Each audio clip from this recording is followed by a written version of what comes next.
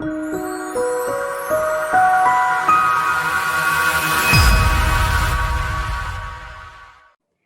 and welcome to Soul Family Chat, where we envision new possibilities for a new Earth. I'm Guy Harvey, your host. And if you'd like to be notified of future shows, please hit the subscribe button below and check the notification bell. It's my great pleasure to welcome Mathew Morreale and Ana Lucia Alves. You're welcome. Welcome. Mathew is a director and an actor, and Ana Lucia is a producer and actor. And together they are the hearts and minds behind the Yoga Maya film production company, which is creating a new vision for the future of cinema. They are talking to us today from Tulum in Mexico, where they're managing Cine Tribe, a studio for independent and visionary filmmakers.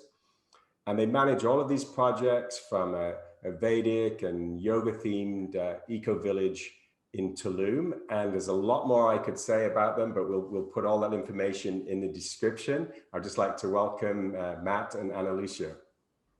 Thank you. Thank you. And just to correct one little detail, I write and direct, not act. I'm probably a terrible actor, but I write and direct. Yes. Okay. And the rest was perfect. I just don't act. Okay. Or I probably do, but not on camera anyway. Okay, great. Well, it's wonderful to have you here and from the beautiful Tulum. Can you tell us about Cine Tribe? What is Cine Tribe and what's the inspiration behind it? Sure. So after many years working from London, we also went to Los Angeles, finding that the content and the movies we want to make was not mainstream, and it would not be accepted as, as a part of the movie industry. We decided that we will do it ourselves. So we went to Virginia in the US for a little moment, and then we decided that this area was a perfect area to develop something. And we came here more as of an accident, but we end up staying. And this is a beautiful place to create something fantastic.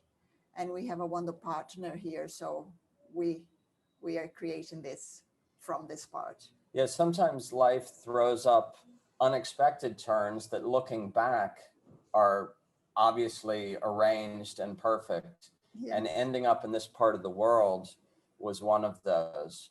But Tulum is a magical place. It's kind of like, it feels a little bit like the frontier, maybe in the United States in like, I don't know, the 1700s or something. Yes. It's like, the creative energy here is really high, and the possibilities are open. I think it has something to do with the fact that the Mayans here on this particular coast held out against the Spanish invasion in Mexico until like 1950s.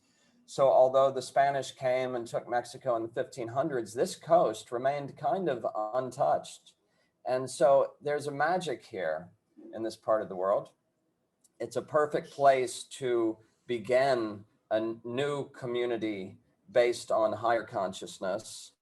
And of course, media is an epic tool for aiding, higher consciousness and spreading it. So a number of things align to get us here. Yes. Yeah, it makes me think of artists' colonies of the old. Yeah, it's fantastic. Yeah. And the people here is so sweet and relaxed in such a way where the priority is to be together. It's more family oriented. There's a lot of more tenderness. People smile very easily. They have like that little smile just about to appear. So it's very, very fulfilling place to be. And what this place is attracting right now, you say like artist communities of old, Yes. I think, and it's very much like that. You find yourselves often sitting around tables talking about art or philosophy very naturally. It's like the first thing that kind of comes up here in many circles. It's attracting a lot of people like that because Yes. I think And I think the kind of Western lockdown on consciousness is not so strong here. No. And so people are gravitating here. And like us, it happens with a large percentage of the people. They come to visit. Ultimately, we came to visit. And then you find you develop a great love for the place just naturally. Artistic, creative people. Yes. But that's just the location. Yes. What we're doing in regards to film has been, decades in the making due to our attachment, our addiction to the cinematic arts, Yeah. which is a very powerful, I would personally say maybe the most powerful medium of communication we have currently. This may be a bit obvious for some people. Can you tell us a little bit, what's wrong with the current paradigm in cinema, and why did you need to do something different? Yes, for us, what we experience, for me personally, I think is the degradation of virtue and just, so much violence. For me, it just became too much, it's just, I guess, a little bit, as most people say, a little bit of everything. I disagree, but it's okay. But just too much violence, too much degradation of family values, and other things that I think that we can create content that is entertaining, that is fun to watch, but can bring a lot more love and kindness and tenderness and compassion and human understanding. The human condition is so beautiful. And we can actually create films and music that uplift society instead. So that for me is the most important thing. For me, one of the biggest focuses in relation to cinema and what got us here doing this thing with Yogamaya Films and Cine Tribe is that cinema is such an epic tool of not only communication, but it's cultural conditioning, Yes. as like culture creation almost. And unfortunately, mass media being in the hands of corporations who have agendas that are not, for the benefit of the spirit soul, or, for the benefit of consuming things I think you don't need, really. Yeah, you could safely say profit might be their number one goal, but I think there's other goals that are not favorable to the human race. And the top psychologists, no doubt they're throwing immense resources at understanding how to use this incredible tool of media to achieve their ends, which, if you look around, it's not going great for the majority of us. Yes. Yeah. So for me, understanding, we have George Lucas and Francis Coppola in interviews, I've seen them say that we understand maybe 5% of what cinema is. This means that it's like there is an incredible tool in media, and currently it's being used for harm. And I don't wish that to continue. I think we can become expert at using these tools to create, love and Yes, community and totally. reestablish values that cause us to flourish again. And Exactly. largely to revalue the individual. Two terms that I think are important are collectivism and individualism. And I think we're finding a huge push for the last 60 years on collectivism, which really favors only a few. And so I'm very much in how we can use these mediums, and especially cinema, to reestablish that the individual is what's important. Individuals are important, and only by individuals being free and nourishing the individual can a collective truly be healthy. So there's an inherent flaw for our benefit in the collectivist corporate agenda coming through media. It only benefits, a few. Anyway, yes. that gets kind of too deep, maybe. But no, it's great. We wish to use cinema. I wish to continue to understand how deep it is. Understanding 5% means there is a lot there, more. To gather. Yeah. So to understand what it is, and then to use it for, spreading spiritual values and family values and recreating the culture that I think we're coming into naturally. I think there is a new wave happening, and your podcast is, evidence of it, Just our contribution. Yeah, there's some great points there. I mean, you're talking about the social engineering. Somebody's trying to create society in a way that benefits them, and it's not necessarily in the benefit of the mass of the people. And we, particularly in cultural terms, just the invasion of American or Western culture through cinema into the rest of the world. And it's interesting that I don't know if you know this, but I think in the trade agreement, the TPP, whatever it was, one of the things that the Americans were pushing for is that they wanted the French to remove any barriers they had to American content, Hollywood content coming into France, because the French government subsidizes the French cinema industry, which means that you get a lot of favors French content. You can just see there's a strategy there for cultural takeover. And I mean, as my teacher said, it's like the colonialism or the imperialism today is not done with guns and guns and boats. It's done with information. Absolutely, absolutely. And now that we come into a social engineering through data collection, that's also something very important. But to stay in point with Cine Tribe and what we are creating here is that we will be welcoming creative minds, masterminding, facilitating as much as we can for creation of beautiful movies, incredible music, and not in a competition mindset, but more in the flourishing, because the community here also, the international community here, is very curious about yoga.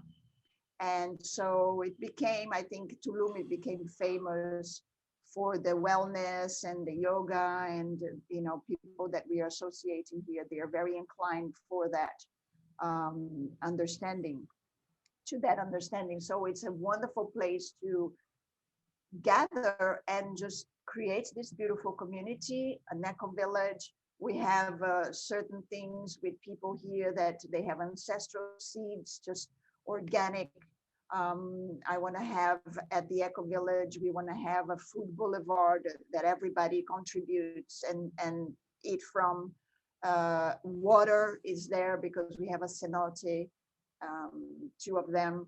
And so can you explain what a cenote is? Yes, cenote is it's like a little lake. It's a beautiful pond, but the cenote apparently was created by a very long time ago. There was a shower of meteors in the area that create very big holes. So these big holes in the earth just gather up water, and there's a beautiful. I mean, it's incredible. It's blue. It's a pure water, and that's why also there is a big push here to maintain the structure of the land. So everybody is trying, most of us is trying to be very friendly. They don't cut trees that are bigger than this. They go around them. A lot of hotels, even they build with the trees inside. It's really, really forward thinking, trying to stay, very close to Earth, respecting the planet. And so it's a wonderful thing. And everything kind of came together in a beautiful way where we can do the eco village, and some people live there, the creatives, and also Cine Tribe to receive people from outside, from America, from Canada, from Europe, all moving, makers, creative writers, to come and spend time with us and to mastermind something, more holistic. To try and create an environment that favors the creative process, and to bring together people who are interested in establishing a better society. So to favor the creative process, to favor the individual, but at the same time as all this, to not shy away from, let's say, technology, or, it's like the studio. Sure. Currently we're running on solar power.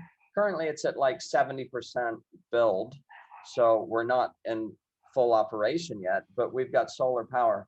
But to not shy away from technology, it's like to be able to provide and use world-class tools of media creation, but just to create an environment where the creative process, and by valuing the individual, we're able to pull out of people genuine content.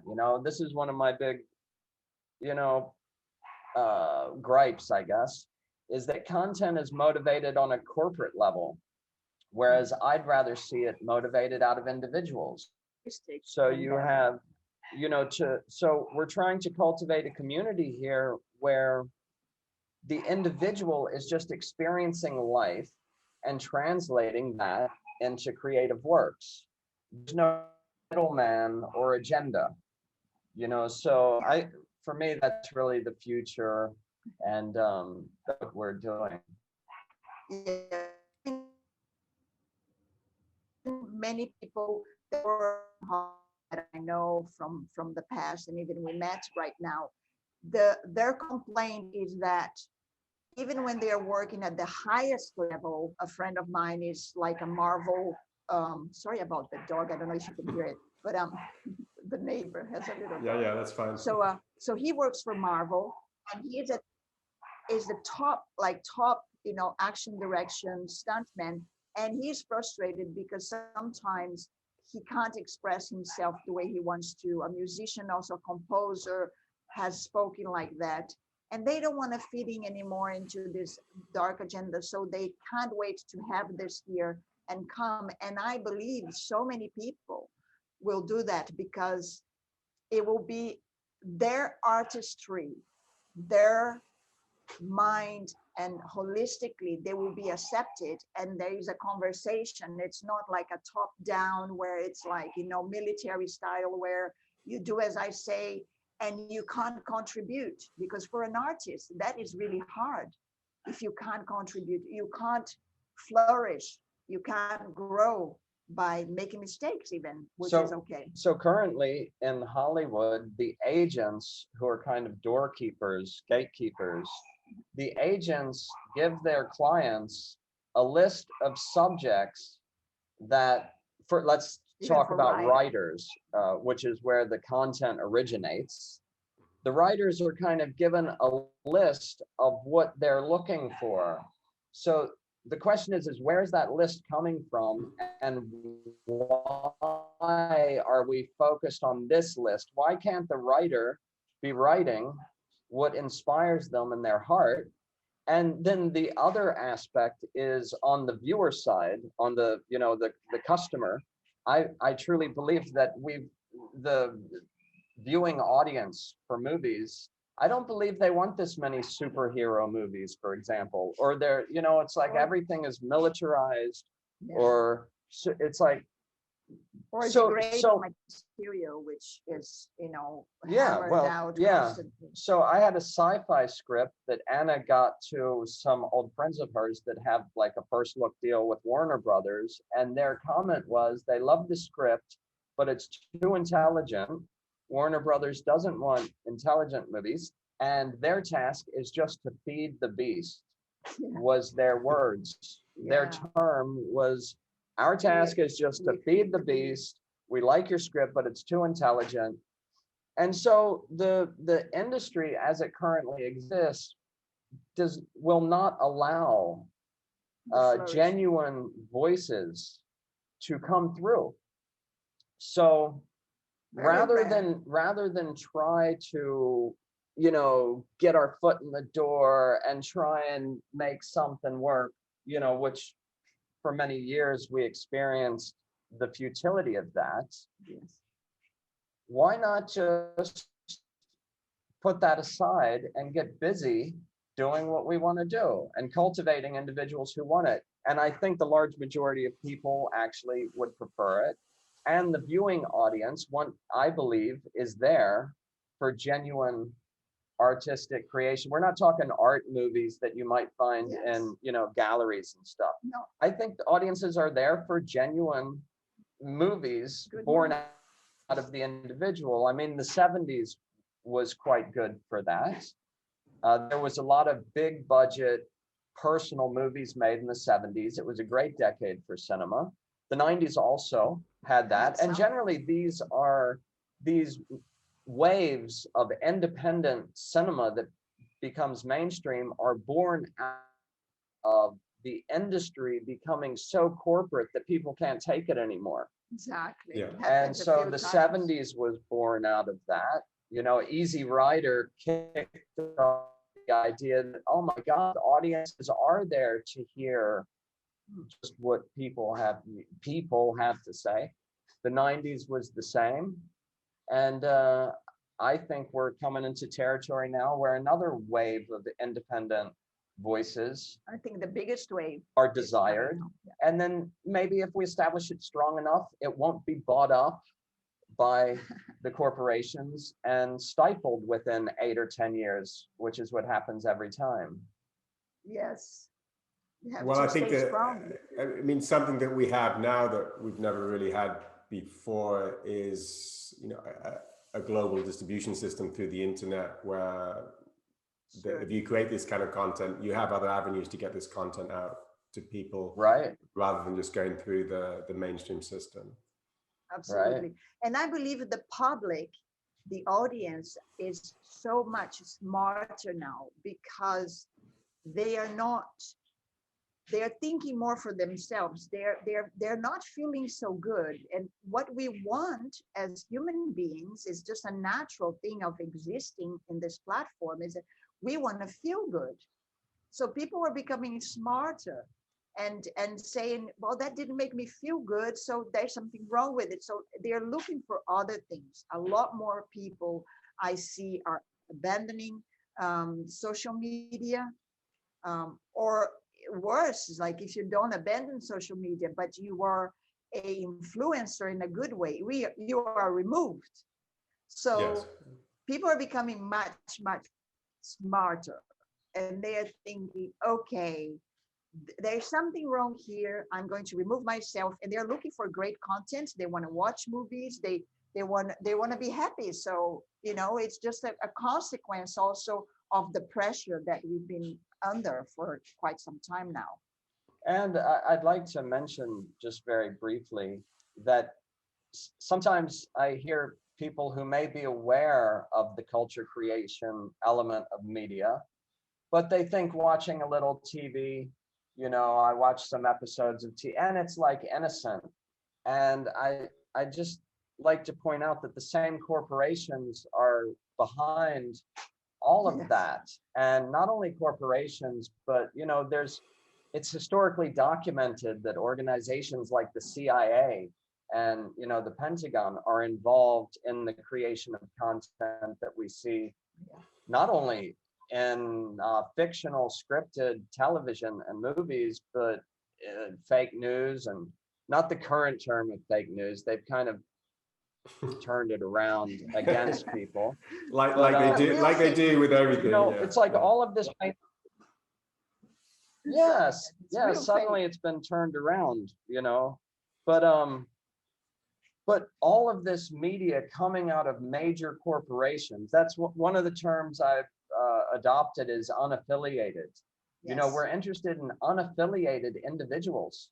You know, individuals who are just experiencing life and speaking for themselves, have their own thoughts, original thoughts. Not that they have, you know, loaded themselves with television programs that may have come out of the Pentagon or the CIA, and they're repeating things as though their own thoughts, but unaffiliated people who just are generating, you know, new thoughts, you know, individual ideas, original ideas, I mean. Sure. So anyway, I just wanted to mention TV because sometimes people think, you know, it's okay. You know, this TV series, it's really cool. But the thing is the top psychologists and understanding of psychology and the subconscious and how to work with the, you know, the individual and their consciousness, subconscious. All of this is going in, and the majority of what happens with media is happening on the unconscious level. So you may think that you're just watching some little innocent thing. Meanwhile, you are being programmed with some stuff that's not working in your favor. Sure. So I'm not saying be fanatical, but definitely I think being more aware is a great thing that I would like to stress. More aware that when you watch something, it's not just, you know, smiles and laughter. It's like, you've got to be aware of what you're putting in your subconscious because, you know,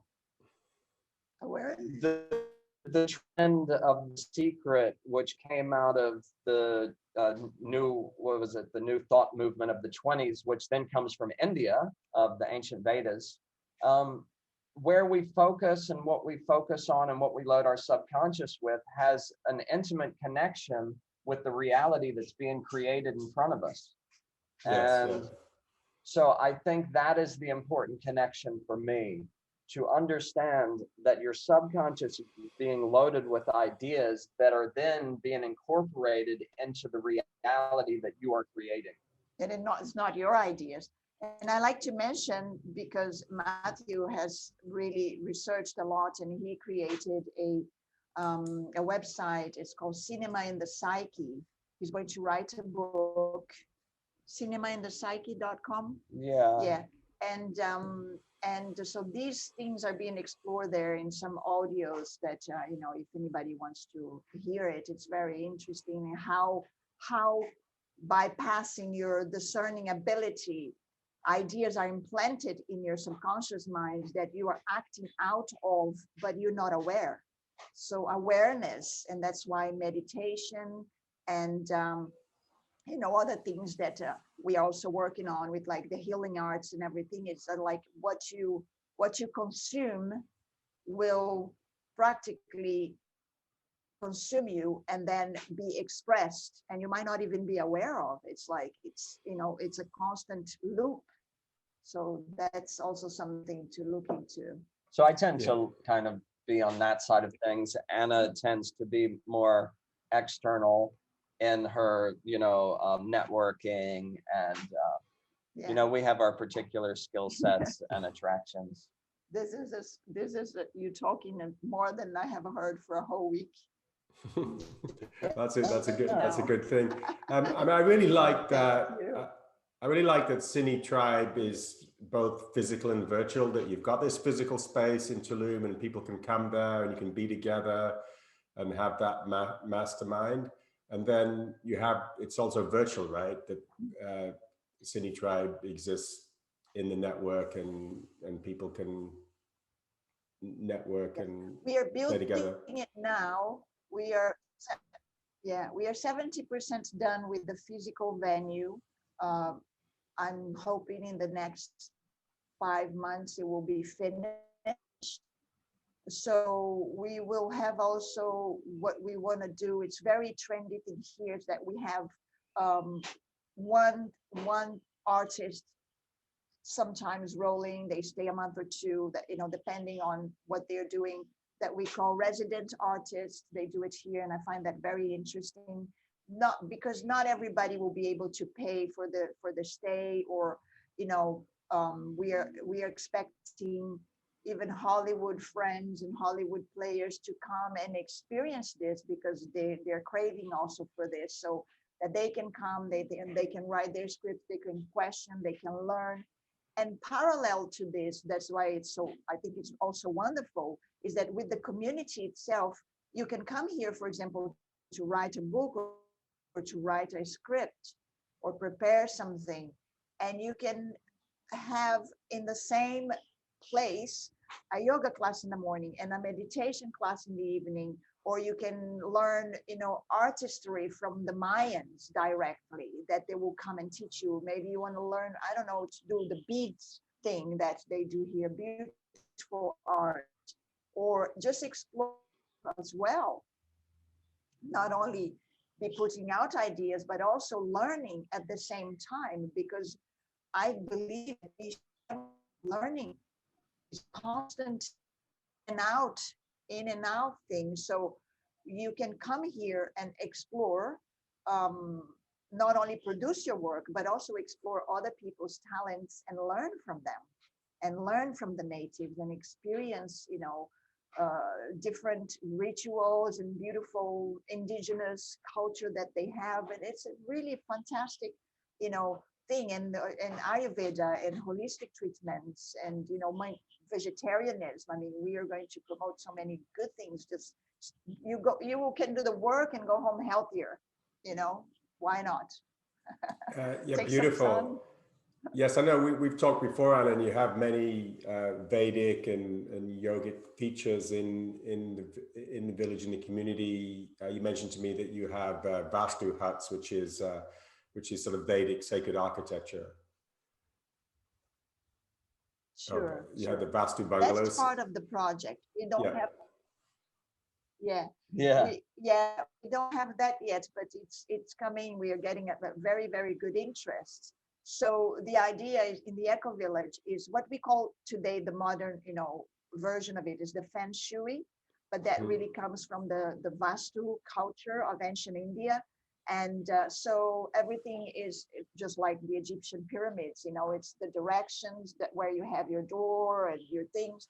So everything will be considered for your well-being, for enhancing your intelligence, for opening, you know, your mind to new things, and open your heart for more beautiful things. It's really the future, because currently, I mean, the first chapter 2 of Bhagavad Gita, which is India's holy book, the beginning is basically, you are not this body. So this, to get out of the mindset that we're just biological chemical bodies, that we're so much more than that this really is just a vehicle. And even this vehicle is more complex than just the biology and the chemical. There's a subtle body. And the subtle body is probably holding the majority of our experience, actually, like in Bhagavad Gita, the mind, the intelligence, the false ego. So to create environments like Anna's speaking, that understand these deeper sciences of who we are, or certainly what tools we have in terms of the physical, the hard physical, and the subtle physical body that we have to use. You know, knowledge that understands these things and incorporates health on a much deeper level. It's not just treating the symptom as it emerges on the hard physical body, but there's so much more before that in the subtle plane, and the emotional body as well. And so to create environments, I think, is partly what you're mentioning. Vastu probably has a big effect on the subtle body. And the same thing in cinema. You know, for me, it overlaps into cinema. You know, you have Bernardo Bertolucci, who said that the camera can only pick up what's in front of it. It actually picks up everything around it. And so there is a new consciousness that I think is required moving forward, that incorporates the subtle platform, which to date is not accepted, certainly scientifically. And everybody's being pushed to this purely material understanding of nature, that if you can't, everything's got to be empirically based. But the fact is we've got to open up to the fact that there are other levels of being, there are other levels to ourselves, and these are highly important. They're being, like even our communication between the three of us is happening not only chemically, biologically, auditory. It's like there is the subtle platform. Sure. So I think Vastu, is taking that into account. So it's not, see, because in this empirical mindset of today, if you say Vastu in some crowds, or if any of this, it might sound like new agey, airy fairy kind of stuff. But the fact is we are much grander than we think. And to take those things into account as we move forward, to be aware of them, and to start to live a life and arrange our life and our environment to take those things into account. I believe that's the new time that's coming. I believe that's what's required of us. The new era. We've been talking about this new era because I feel that a lot of, I can say muffling, it's almost like human potential has been muffled from a very young age, just by observing, for example, a 5-year or 4-year-old kid that hasn't been drugged, because unfortunately there's this huge thing of if hyperactive, it's like, okay, there might be some extreme cases and rare, but kids that are just active because they love life, they're like discovering this world, and they're just happy and smiling, and they want, and the system in society came to a halt where you put your 5-year-old sitting on a chair and expected to be there, especially if he had, like my son, he had stimulation from a very early age of curiosity and things like that. And then at 10 years old, with education, they become muffled. It's like this incredible being full of life and wonder, and they are curious, and they want to know, and they're passionate, and they're loving. They're like depressed. I mean, it's shocking. Schooling, like So, a school of fish. Also, yeah. there's a great person called John Taylor Gatto, who goes into the history of schooling. Amazing. Great person to look up if anyone's interested in the history of schooling and what it was designed to do. Yes, amazing. So, the environment that we are creating here, it's not ready, but practically there. It's where the individual, the human being, will be not only accepted and loved, but also will be able to be themselves, to flourish, to question, to learn, to study, to produce materials, to produce movies, music, and everything that we are, just will make us happy. I think what I remember, I think it was John Lennon that somebody asked him in school, like, what you want to do when you grow up? Apparently he says, I want to be happy. So people were thinking, I want to be a doctor, I want to be, this is like, I just want to be happy. So what do you need to be happy? A good health, something to do, someone to love, apparently. So I think that's the basics. Yeah. I don't remember. Yeah, go. Because you've invoked the Beatles, some thoughts came to me about the Beatles. As you know, the Beatles were in Rishikesh with Maharishi Mahesh Yogi for some time, and Across the Universe, the George Harrison song, he composed that while he was there in the ashram with Maharishi. And I just started thinking about what you're doing, and thinking about the Beatles and Mike Love and Mia Farrow, the different people that were with Maharishi in those days, that there was an explosion of creativity that came after that. I mean, I think a lot of people credit it all to the, psychotropic substances that they were taking, but I think that's narrowed it down to what really happened. I mean, that those artists went on an exploration into their inner consciousness, and an amazing creativity came out of that. Just amazing songs. And David Lynch, the film director, he credits meditation, and he's very familiar with the Vedas, and he credits meditation as enabling him to find the big ideas. He wrote a book called Catching the Big Fish, that if you really want the really creative ideas, then you have to go deep within your own consciousness, and that's where the really creative ideas come from. And I think it's marvelous that you're combining this yoga and Vedic principles with the creative endeavors in media and film all together in one place. Plus you're throwing in the beautiful nature and the local traditions and culture and the Mayan tradition. You're putting so many different fertilizers there into one pot. I think it's just going to explode.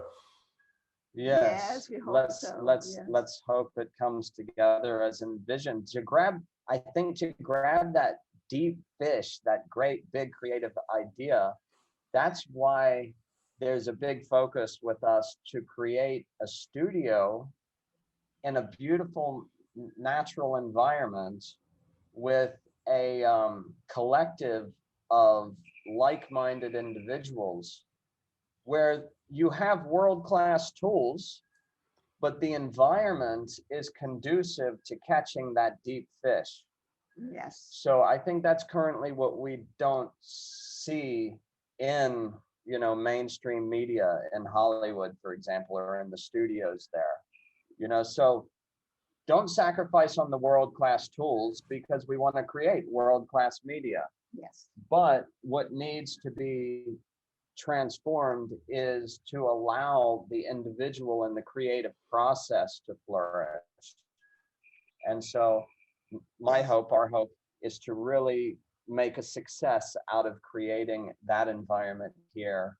Yes. And, I think people want it, and they want what will come out of it too. Absolutely. What I wanted to contribute also, I just came to my mind, is simple things as walking bare feet in nature. So apparently physically on your physical body, if you are too long cut from feeling the earth itself, you start having a little bit of inflammation in the physical body, and that leads to a lot of unhealthy,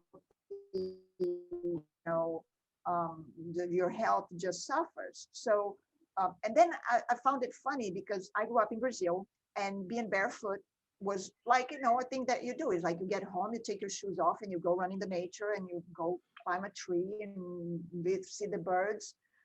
And then in 30 years forward, I am reading this article about earthing. And it's this new thing. It's like earthing is this like scientific guy who discovered that if you put your feet on the ground, and you need a device to do the earthing, and they made a business out of it. So yes, it's all nice and dandy, but these are just basic principles. It's crazy that science taking credit when all they're doing is labeling things that already exist. Exactly. So for people have created shoes. People have created shoes that. People have created shoes that imitate walking barefoot. I see this as practical because people have to be in the city and so forth, but it's a bit of a joke. You create a shoe that imitates walking in barefoot, where you can just walk in barefoot.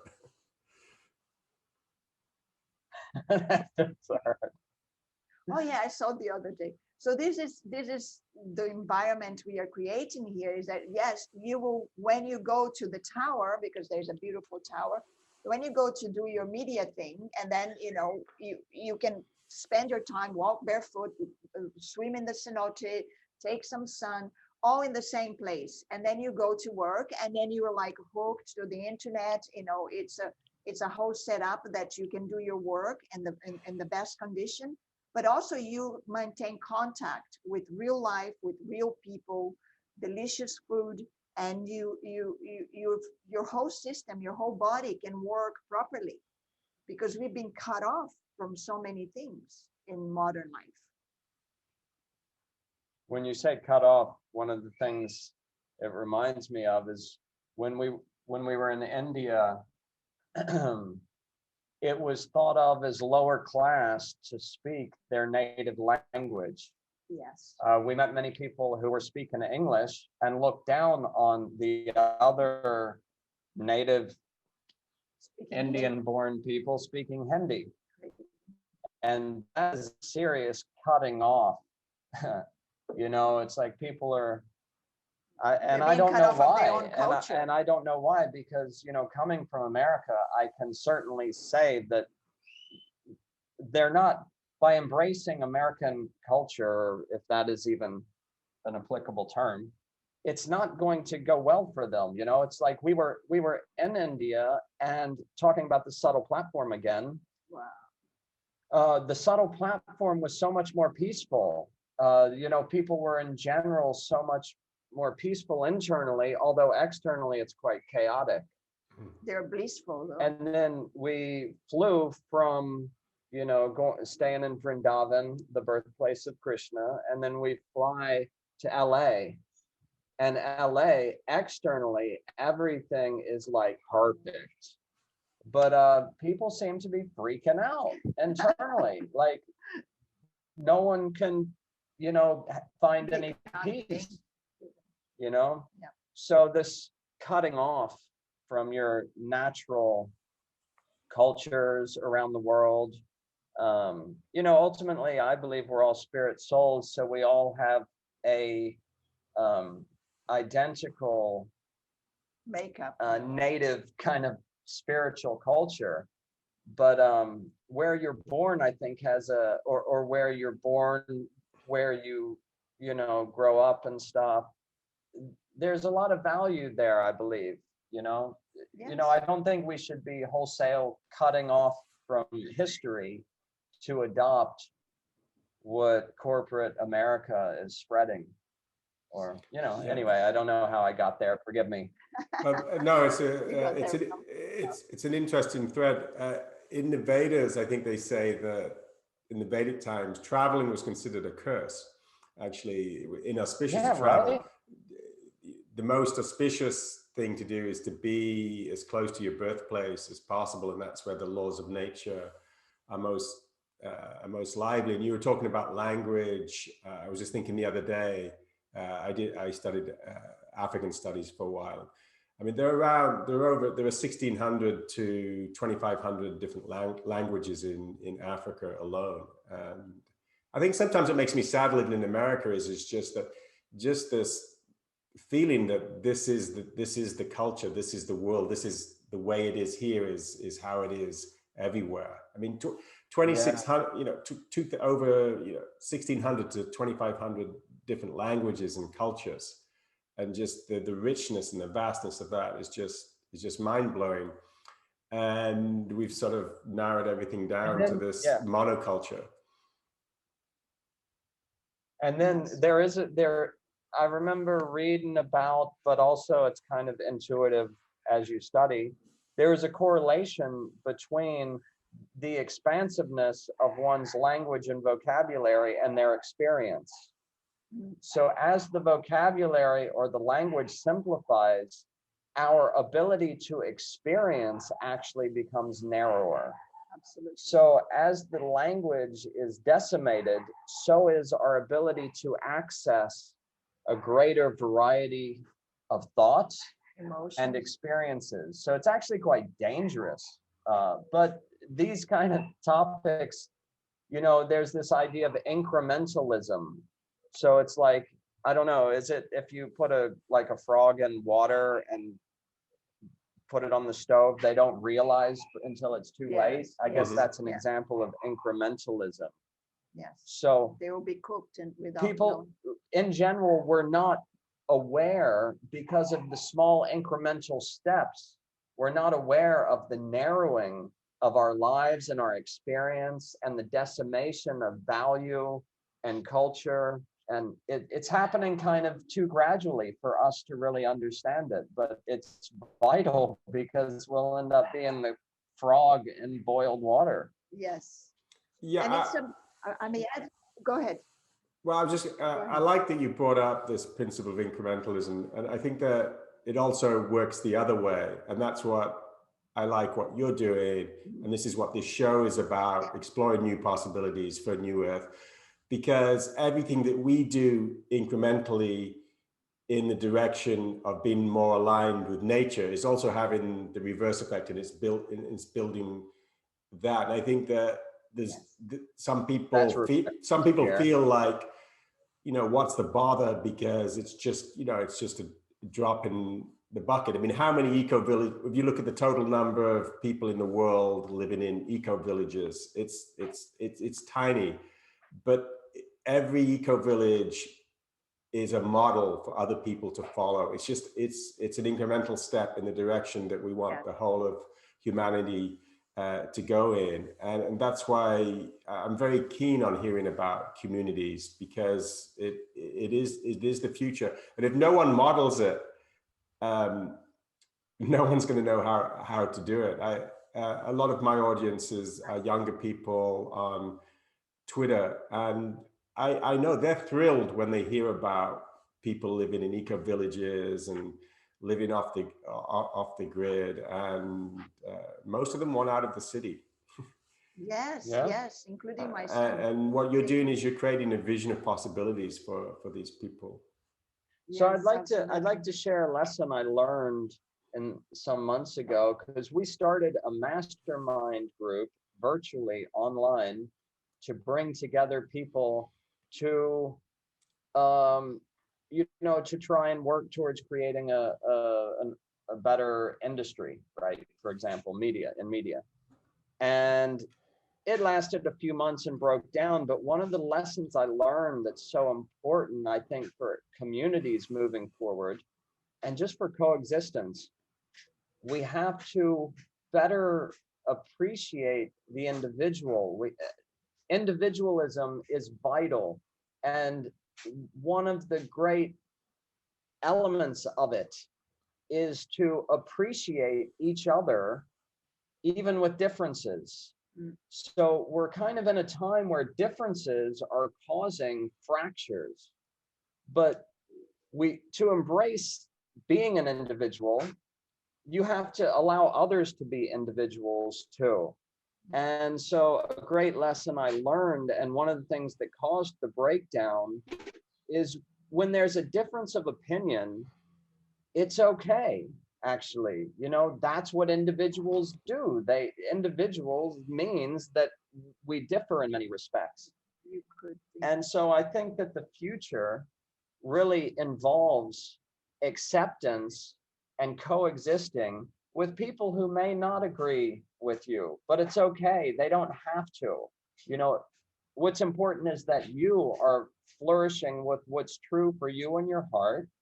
And it's okay as long as nobody's hurting each other. Yes. It's not a threat that other people may think differently. Yeah. So I didn't really word that right, because I've never said this openly, but it's tolerance also. What happened, it was very important, and it was a great experience, because I think that, not in a bad way to tolerate, you know, obnoxious people or some things. I mean, some things are just like, not, it's just not a no, but to tolerate maybe other person's difficulties, and, you know, develop more our skills of tolerance and compassion and understanding, you know.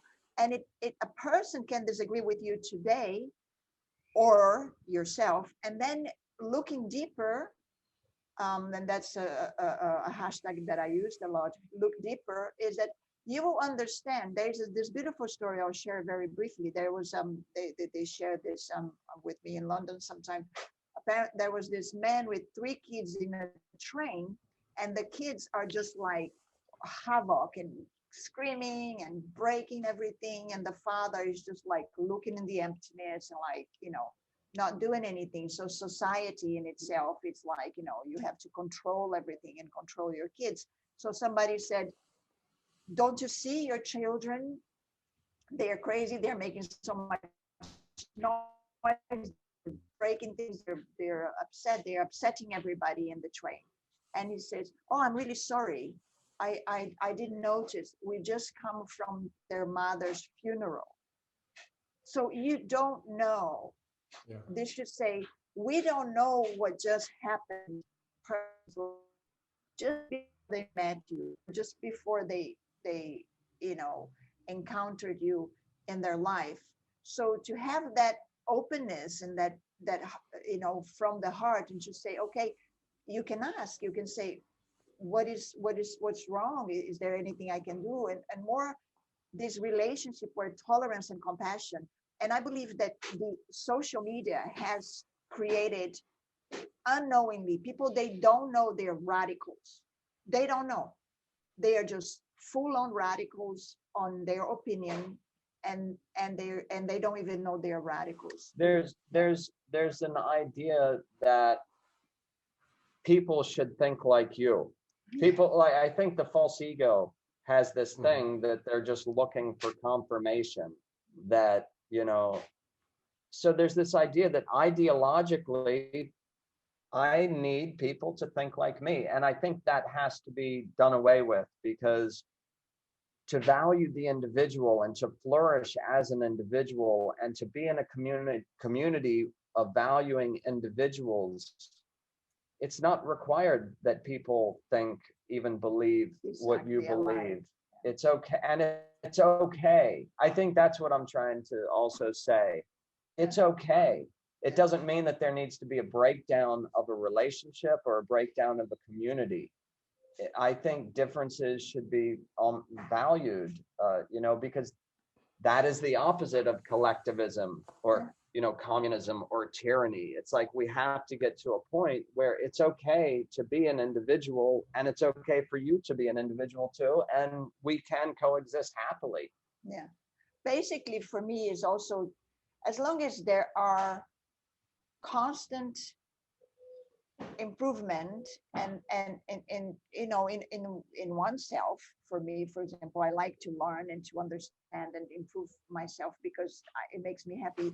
But also, as long as there is loving exchanges, as long as people respect one another and they have loving exchanges, that is for me what will work.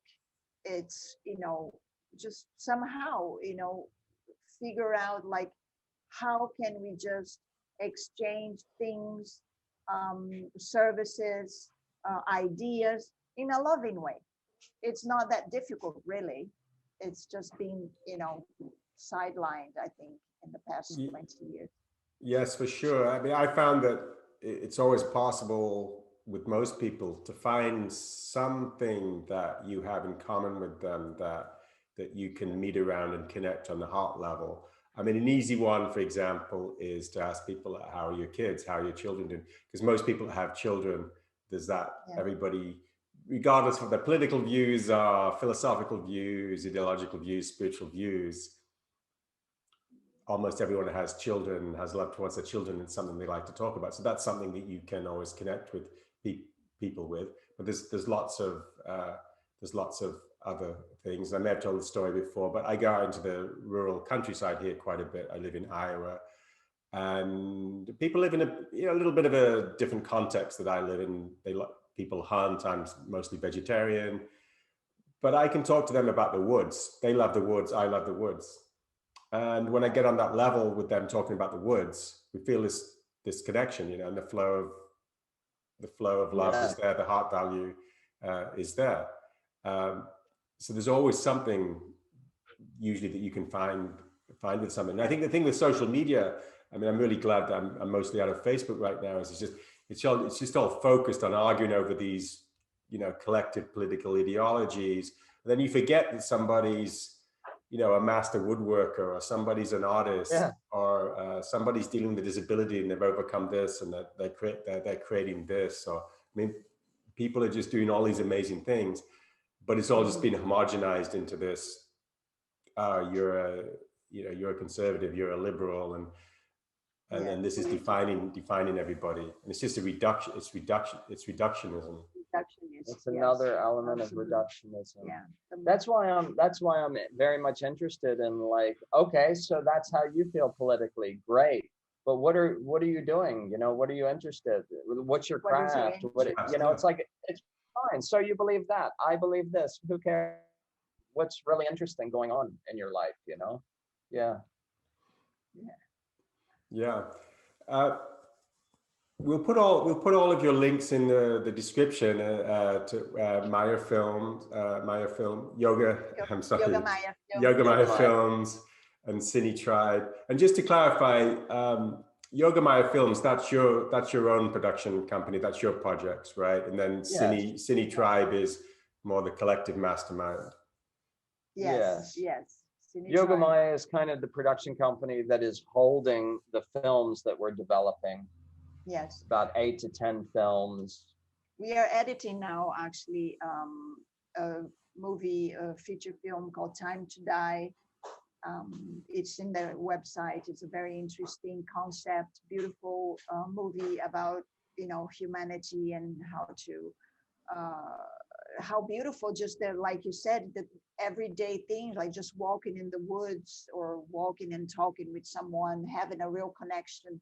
That's the movie. It's set within the context of a small group of people who are depopulating the earth, and it's like the last 24 hours, and it's a number of people sharing their thoughts, you know, with 24 hours to go. And so the essence of the movie is, like Ana said, it's to understand the great loss that would bring about, and the great value of just life and people, and just regular life, and the experiences they're going through, and the joys and sorrows even. So that's Time to Die. There's a trailer online for that. We're editing that. Yeah. And then Cine Tribe is the bigger idea, where it's a media studio in the jungle here next to Tulum, where we will not only create our movies, but also help produce, create other movies. We'll have the facilities for people already funded that wants to create their movies in an environment like this. So it's community. And then the community, the eco village aside, where we will have the bungalows and because in the end, we're moving into a time that's requiring that like-minded people come together, and in person. Also, mainly in person would be great. So community is a huge element, I think, moving forward. Yes. Yeah. To be present. And that's part of Cine Tribe. Yes. Yes, I mean, we know that when we come together in a group with a high intention or positive intention, really good things happen for everyone. And I think when we come together, when we do like virtual masterminds on Zoom and things like that, that's powerful. It's more powerful than just texting and writing. But when we come together in the physical, it's even more powerful. But you do have the mastermind, right? The Cine Tribe mastermind, and people can join that. We still have it. It's from Cine Tribe website, cinetribe.club. You can see the mastermind. There's a whole page there about it, and we look forward to communicating with anybody who feels inclined to participate in any way.